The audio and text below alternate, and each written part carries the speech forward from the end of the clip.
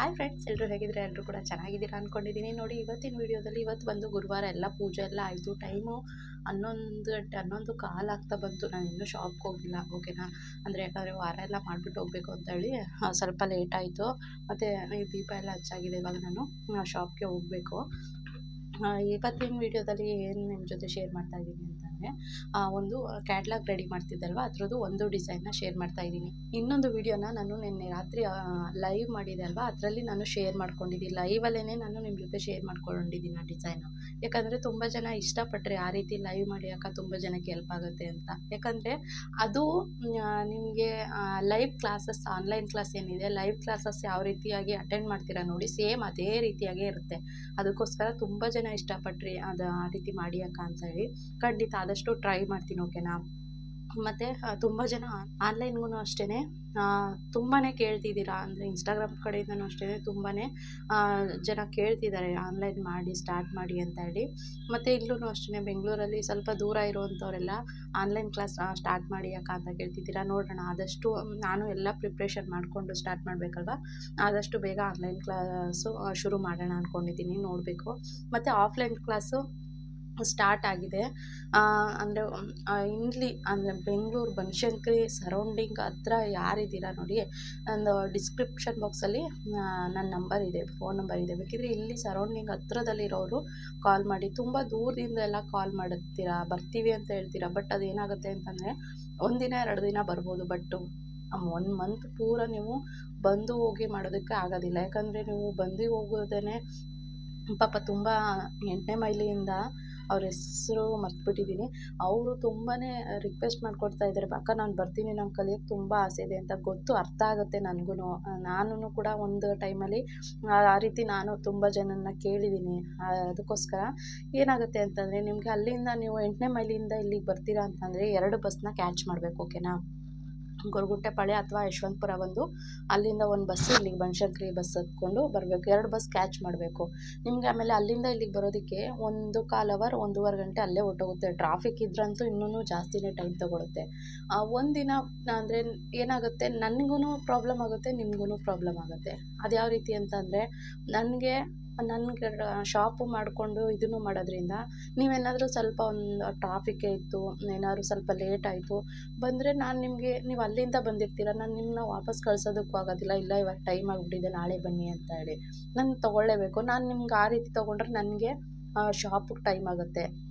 ಇದೆಲ್ಲನೂ ಯೋಚನೆ ಮಾಡ್ತೀನಿ. ಅದಕ್ಕೋಸ್ಕರ ನಾನು ಅವ್ರಿಗೆ ಕಾಲ್ ಮಾಡಿ ಮಾತಾಡ್ತೀನಿ ಅಂತ ಹೇಳಿದ್ದೀನಿ. ನೋಡೋಣ ಅವ್ರು ಯಾವ ರೀತಿ ಏನು ರೆಸ್ಪಾನ್ಸ್ ಮಾಡ್ತಾರೆ ಅಂತೇಳಿ. ಅವರಂತೂ ಬರೋದಕ್ಕೆ ತುಂಬಾ ಆಸೆ ಇಟ್ಕೊಂಡಿದ್ದಾರೆ. ನನಗೂ ಅರ್ಥ ಆಗುತ್ತೆ. ಬಟ್ ಅದೇ ಟೈಮ್ ಮ್ಯಾನೇಜ್ಮೆಂಟ್ ಮಾಡೋದಕ್ಕೆ ಕಷ್ಟ ಆಗುತ್ತೆ. ಒಂದಿನ ಕರೆಕ್ಟ್ ಟೈಮಿಗೆ ಬರ್ಬೋದು, 2 ದಿನ ಬರ್ಬೋದು. ಬಟ್ 1 ಮಂತ್ ಪೂರ ಕರೆಕ್ಟ್ ಟೈಮ್ ಅಟೆಂಡ್ ಮಾಡೋದಕ್ಕೆ ಆಗೋದಿಲ್ಲ. ಬಟ್ ಒಂದು 5-10 ನಿಮಿಷ ಆದರೆ ಪರವಾಗಿಲ್ಲ, ಹಿಂಗೋ ಮಾಡ್ಬೋದು. ಅರ್ಧ ಗಂಟೆ 1 ಅವರ್ ಎಲ್ಲ ಲೇಟಾಗಿ ಬಂದರೆ ನನಗೂ ಪ್ರಾಬ್ಲಮ್ ಆಗುತ್ತೆ. ಅದಕ್ಕೋಸ್ಕರ ಇವಾಗ ಬರ್ತಿರೋರೇನು ಏನಂತಂದರೆ, ಇವಾಗ ಸ್ವಲ್ಪ ಆಷಾಢ ಇನ್ನು ಮುಂದೆ ಸ್ವಲ್ಪ ಈ ವೀಕ್ ಕಳ್ಕೊತು ಅಂತಂದರೆ ಸ್ವಲ್ಪ ಬ್ಯುಸಿನೇ. ಇವಾಗ ಬರ್ತಿರೋರು 12 ಗಂಟೆಗೆ ಬರ್ತಾರೆ. 12 ಗಂಟೆಗೆ ಬಂದರೆ 10 ಗಂಟೆಗೆ ಬರ್ತಾ ಇದ್ದಾರೆ. ಈಗ ನಾನು ನೆಕ್ಸ್ಟ್ ವೀಕಿಂದ 12 ಗಂಟೆಗೆ ಬನ್ನಿ ಅಂತ ಹೇಳಿದ್ದೀನಿ. ಯಾಕಂದರೆ ನನಗೆ ಶಾಪ್ ಟೈಮ್ ಸಾಕಾಗಲ್ಲಲ್ವ, ಅದಕ್ಕೋಸ್ಕರ ಇವಾಗ 10 ಗಂಟೆಯಿಂದ 1 ಗಂಟೆವರೆಗೆ ತೊಗೋತಾ ಇದ್ದಾರೆ. ಮನೇಲಿ ಎಂಬ್ರಾಯ್ಡ್ರಿ 2 ಅವರ್ ತೊಗೋತಾರೆ. ಮತ್ತು ಶಾಪಲ್ಲಿ 1 ಅವರು ಕಟಿಂಗ್ನ ತೊಗೋತಾ ಇದ್ದಾರೆ, ಕಟಿಂಗ್ ಹೇಳಿಸ್ಕೊಳ್ತಾ ಇದ್ದಾರೆ, ಓಕೆನಾ. ಅವ್ರಿಗೆ 12ರಿಂದ 3 ಗಂಟೆವರೆಗೆ ತೊಗೊಳ್ಬೇಕು. ಅವರು ಒಟ್ಟಿಗೆ ತೊಗೋತಾ ಇದ್ದಾರೆ. ಅಂದರೆ ನಾನು ಹೇಳಿದೆ, ಒಟ್ಟಿಗೆ ಬೇಡ, ಒಂದೊಂದು ಸಲ ತೊಗೊಳ್ಳಿ, ಅಥವಾ ಎಂಬ್ರಾಯ್ಡ್ರಿ ಫಸ್ಟ್ ಕಲ್ತ್ಕೊಳ್ಳಿ, ಸ್ಟಿಚಿಂಗ್ ಆಮೇಲೆ, ಅಂದರೆ ಕಟಿಂಗ್ ಸ್ಟಿಚಿಂಗ್ ಆಮೇಲೆ ಕಲ್ತ್ಕೊಳ್ಳಿ ಅಂತಂದೆ. ಅವರಿಲ್ಲ, ಟೈಮ್ ಇಲ್ಲ ಅಕ್ಕ, ಮನೇಲಿ ಒಪ್ಪಲ್ಲ ಅಂತೇಳಿ ಸ್ವಲ್ಪ ಬೇಗನೆ ಕಲ್ತ್ಕೊಬಿಡ್ತೀನಿ, ಇದೊಂದು ತಿಂಗಳಲ್ಲಿ ಆದಷ್ಟು ಟ್ರೈ ಮಾಡ್ತೀನಿ ಅಂತ ಹೇಳಿ ಕಲ್ತ್ಕೊಳ್ತಾ ಇದ್ದಾರೆ. ಪರವಾಗಿಲ್ಲ, ಒಂದು ತಕ್ಕ ಮಟ್ಟಿಗೆ ಬರ್ತಾಯಿದೆ. ಅವ್ರಿಗೂ ಒಂದು 3-4 ಕ್ಲಾಸ್ ಏನೋ ಆಗಿದೆ. ಒಂದು ತಕ್ಕ ಮಟ್ಟಿಗೆ ಮಾಡ್ತಾ ಇದ್ದಾರೆ, ಪರವಾಗಿಲ್ಲ. ಅದಕ್ಕೋಸ್ಕರ ಅವರು ಕೂಡ ಲೈವ್, ಅಂದರೆ ಯೂಟ್ಯೂಬ್ ಲೈವ್ ಮಾಡಿದಾಗ ಅಲ್ಲಿ ಪರಿಚಯ ಆಗಿ ಕಾಂಟ್ಯಾಕ್ಟ್ ಮಾಡಿದ್ದು. ಬಟ್ ನನಗೆ ನಿಯರೆಸ್ಟ್ ಇದ್ದಾರೆ, ಬನಶಂಕರಿಗೆ ನಿಯರೆಸ್ಟ್ ಇದ್ದಾರೆ. ಅದಕ್ಕೋಸ್ಕರ ನೀವೇನಾದರೂ ಬನಶಂಕರಿ ನಿಯರೆಸ್ಟ್ ಇದ್ದರೆ ಬೇಕಿದ್ರೆ ಕಾಂಟ್ಯಾಕ್ಟ್ ಮಾಡಿ. ನಾನು ನಿಮಗೆ ಏನು ಹತ್ರ ಆಗುತ್ತಾ ಇಲ್ಲ ಅಂತ ಹೇಳಿ ಹೇಳ್ತೀನಿ, ಓಕೆನಾ. ಅದಕ್ಕೋಸ್ಕರ ಇವಾಗ ವಿಡಿಯೋ ನೋಡ್ಕೊಂಡು ಬರೋಣ. ತುಂಬ ಸಿಂಪಲ್ ಡಿಸೈನ್, ಯಾರು ಬೇಕಿರೋ ಸಹ ಮಾಡ್ಬೋದು. ನಿಮ್ಮ ಮನೇಲಿ ಏನಾದ್ರು ಜಿಗ್ಜಾಗ್ ಮಷಿನ್ ಇದೆ ಅಂತಂದರೆ, ಎಂಬ್ರಾಯ್ಡ್ರಿ ಮಾಡಬೇಕು ಅಂತ ಹೇಳಿ ನಿಮಗೂ ಕೂಡ ಆಸೆ ಇದೆ ಅಂತಂದರೆ, ಖಂಡಿತ ನೀವು ಜಿಗ್ಜಾಗ್ ಮಷಿನ್ನ ಎಂಬ್ರಾಯ್ಡ್ರಿ ಮಷಿನ್ಗೆ ಕನ್ವರ್ಟ್ ಮಾಡಿಸ್ಕೊಂಡು ಆರಾಮಾಗಿ ಮಾಡ್ಬೋದು. ಮತ್ತು ಎಜುಕೇಷನ್ ಮೇನ್ ಒಬ್ಬರು ಕೇಳಿದರು ನಿಮ್ಮ ಎಜುಕೇಷನ್ ಏನು ಅಂತೇಳಿ. ನನ್ನ ಎಜುಕೇಷನ್ ಬಂದು 10th ಜಸ್ಟ್ ಪಾಸ್ ಆಗಿದ್ದೀನಿ, ಓಕೆನಾ. ಇದಕ್ಕೆಲ್ಲ ಎಜುಕೇಷನ್ ಬೇಕಾ ಅಂತಂದರೆ ಖಂಡಿತ ಬೇಡ. ಎಜುಕೇಷನು ಯಾವುದೇ ರೀತಿ ಎಜುಕೇಷನ್ ಏನು ನೆಸೆಸಿಟಿ ಇಲ್ಲ, ಓಕೆನಾ. ಬನ್ನಿ ಈಗ ವಿಡಿಯೋನ ನೋಡ್ಕೊಂಡು ಬರೋಣ.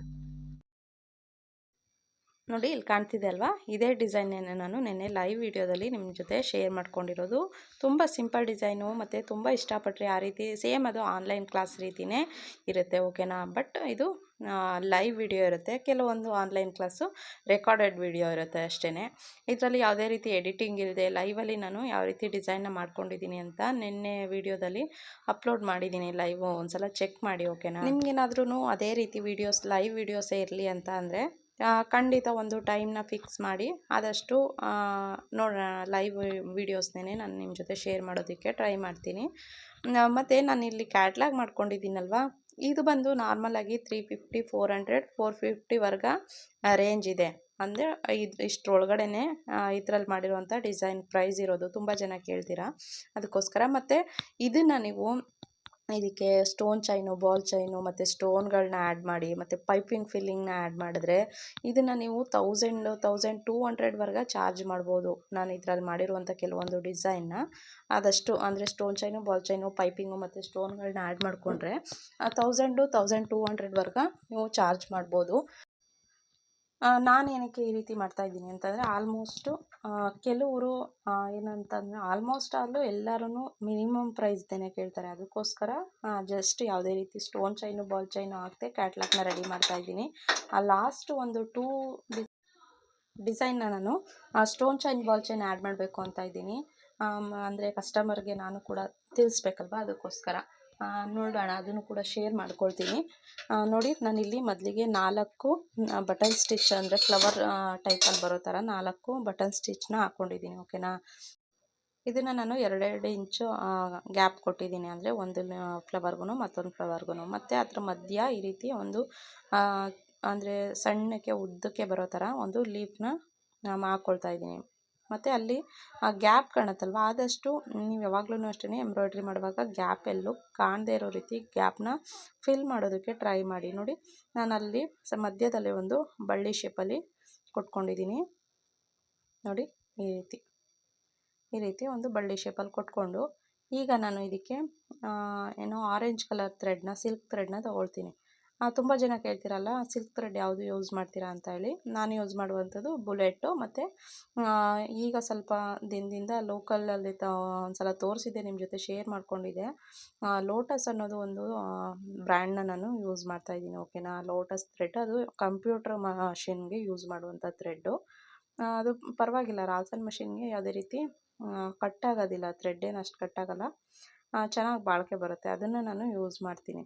ಬಟ್ ನಾನು ರೆಗ್ಯುಲರಾಗಿ ಯೂಸ್ ಮಾಡೋದು ಬುಲೆಟ್ ಸಿಲ್ಕ್ ಥ್ರೆಡ್ಡು. ನೋಡಿ, ನಾನಿವಾಗ ಬಟನ್ ಸ್ಟಿಚ್ ಏನು ಮಾಡ್ಕೊಂಡಿದ್ದೆ ಅದಕ್ಕೆ ನಾನು ಏನು ಔಟ್ಲೈನ್ ಕೊಡ್ತಾಯಿದ್ದೀನಿ, ಓಕೆನಾ. ಆರೆಂಜ್ ಕಲರ್ ಸಿಲ್ಕ್ ಥ್ರೆಡ್ಡಲ್ಲಿ ಔಟ್ಲೈನ್ ಕೊಟ್ಕೊಳ್ತಾ ಇದ್ದೀನಿ. ಇದನ್ನು ನಾನು 1.5 ಇಟ್ಕೊಂಡು ಔಟ್ಲೈನ್ ಕೊಟ್ಕೊಳ್ತಾ ಇದ್ದೀನಿ. ಇದಕ್ಕೆ ಇಷ್ಟೇ ತೊಗೋಬೇಕು ಅಂತ ಏನಿಲ್ಲ, ನಿಮ್ಮ ಇಷ್ಟ. ಅಂದರೆ ನಿಮಗೆ ಡಿಸೈನ್ ಯಾವ ರೀತಿ ಕಾಣುತ್ತೆ, ಚೆನ್ನಾಗಿ ಕಾಣುತ್ತೆ ನೋಡಿಕೊಂಡು ಅದರ ಮೇಲೆ ನೀವು ಔಟ್ಲೈನ್ ಕೊಟ್ಕೊಳ್ಬೋದು. 0ನಲ್ಲಿ ಇಟ್ಕೊಂಡು ಸಹ ಒಂದು ರನ್ನಿಂಗ್ ಸ್ಟಿಚ್ ಥರ ಔಟ್ಲೈನ್ ಕೊಟ್ಕೊಳ್ಬೋದು. ನಾನಿಲ್ಲಿ 1.5 ಇಟ್ಕೊಂಡು ಕೊಟ್ಕೊಡ್ತಾ ಇದ್ದೀನಿ, ಓಕೆನಾ. ಇದಿಷ್ಟಾದಮೇಲೆ ನೋಡಿ, ಒಂದು ಲಾಂಗ್ ಲೀಫ್ ಹಾಕ್ಕೊಂಡಿದ್ವಿ ಅಲ್ವಾ, ಅಲ್ಲಿ ಈ ರೀತಿ ಸಣ್ಣ ಸಣ್ಣ ಲೀಫ್ನ ಹಾಕ್ಕೊಳ್ತೀನಿ, ಅದೇ ಕಲರ್ ಸಿಲ್ಕ್ ಥ್ರೆಡ್ಡಲ್ಲಿ. ನೋಡಿ, ಈ ರೀತಿ ತುಂಬ ವಿಡಿಯೋದಲ್ಲಿ ತೋರಿಸಿದ್ದೀನಿ ನಾನು ಈ ರೀತಿ ಲೀಫ್ನ ಯಾವ ರೀತಿ ಹಾಕೋದು ಅಂತ ಹೇಳಿ. ಪ್ಲೀಸ್ ಇನ್ನೂ ಯಾರೆಲ್ಲ ಹೊಸದಾಗಿ ನನ್ನ ಚಾನಲ್ ನೋಡ್ತಾ ಇದ್ದೀರೋ ಚಾನಲ್ನ ಸಬ್ಸ್ಕ್ರೈಬ್ ಆಗಿ ನೋಡಿ. ಹಾಗೆ ಈ ವಿಡಿಯೋ ನಿಮಗೆ ಸ್ವಲ್ಪನಾದ್ರು ಯೂಸ್ಫುಲ್ ಆಗುತ್ತೆ ಅನ್ಸಿದ್ರೆ ನಿಮ್ಮ ಫ್ಯಾಮಿಲಿ ಮತ್ತು ಫ್ರೆಂಡ್ಸ್ ಜೊತೆ ಆದಷ್ಟು ವಿಡಿಯೋನ ಶೇರ್ ಮಾಡ್ಕೊಳ್ಳಿ, ಆಯಿತಾ. ಈಗಾಗಲೇ ಸಬ್ಸ್ಕ್ರೈಬ್ ಮಾಡಿಕೊಂಡು ವಿಡಿಯೋ ನೋಡ್ತಾ ಇರೋರು ಒಂದು ವಿಡಿಯೋಗೆ ಲೈಕ್ ಕೊಡಿ. ನೋಡಿ, ಈ ರೀತಿ ಪೂರ್ತಿಯಾಗಿ ಲೀಫ್ ಹಾಕ್ಕೊಂಡಾದಮೇಲೆ ಈ ಮಧ್ಯ ಗ್ಯಾಪ್ ಇದೆ ಅಲ್ವಾ, ಅಲ್ಲಿ ನಾನು 2 ದೊಡ್ಡ ಲೀಫ್ನ ಹಾಕ್ಕೊಳ್ತಾ ಇದ್ದೀನಿ. ನೋಡಿ, ಈ ರೀತಿ 2 ಲೀಫ್ ಬರೋ ಥರ ದೊಡ್ಡ ಲೀಫ್ನ ಹಾಕ್ಕೊಳ್ತಾ ಇದ್ದೀನಿ.